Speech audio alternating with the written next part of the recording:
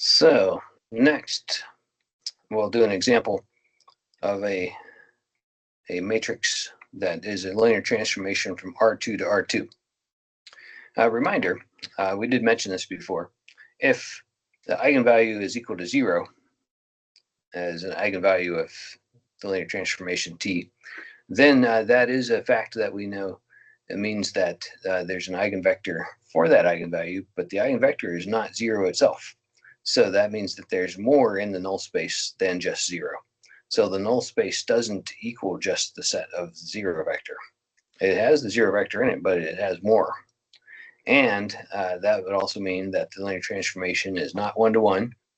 And since it's a square transformation from V to V, it's also not onto.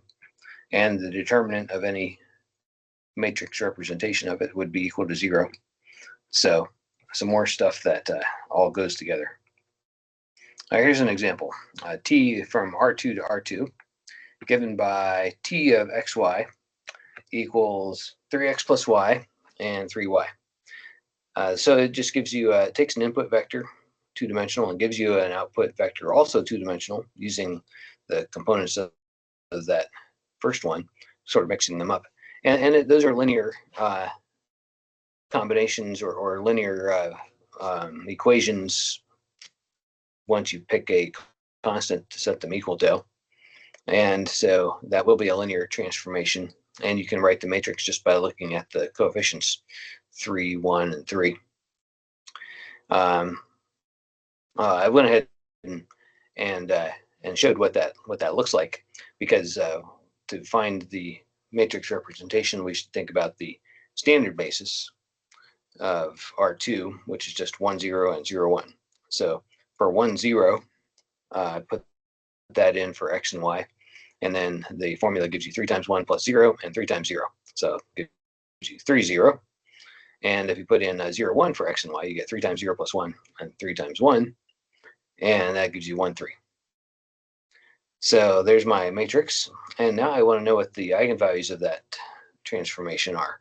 I'm looking for vectors that if you take them and you multiply the x component by 3 and add it to the y component and you multiply the y component by 3, that you end up with just a multiple of that vector. So probably has something to do with 3. Well, let's look and see. We find the determinant of a minus lambda I. So we subtract lambda from the diagonal entries, 3 minus lambda and 3 minus lambda, and take the determinant of that and set it equal to 0 to get our characteristic polynomial equation.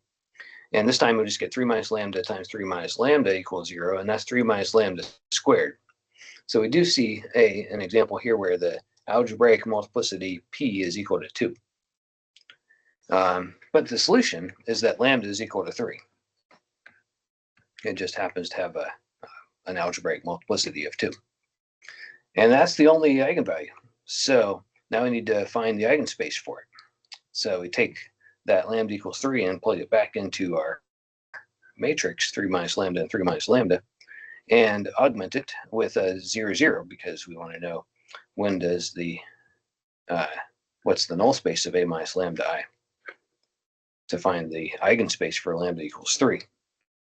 So that'll be a very simple matrix. Once you subtract 3 from the diagonals of 3, you get 0, 0, 1, 0, and augmented with zeros. It's already in row reduced echelon form.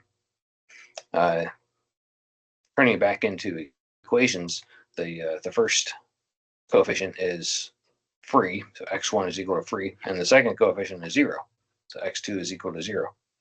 So we could say x is equal to x1 times 1, 0, just taking the coefficients of x1 there, which is 1 and 0, and then that's the span is the eigenspace. The eigenspace for lambda is equal to 3, is equal to the span of 1, 0. Now these were just regular Cartesian vectors, so we don't have to put them back into a polynomial form. But there's only one vector in that basis. So the geometric multiplicity is 1. Algebraic multiplicity is 2. Geometric multiplicity of lambda equals 3 is 1. And they don't match, so we can't get a diagonalizable basis for this.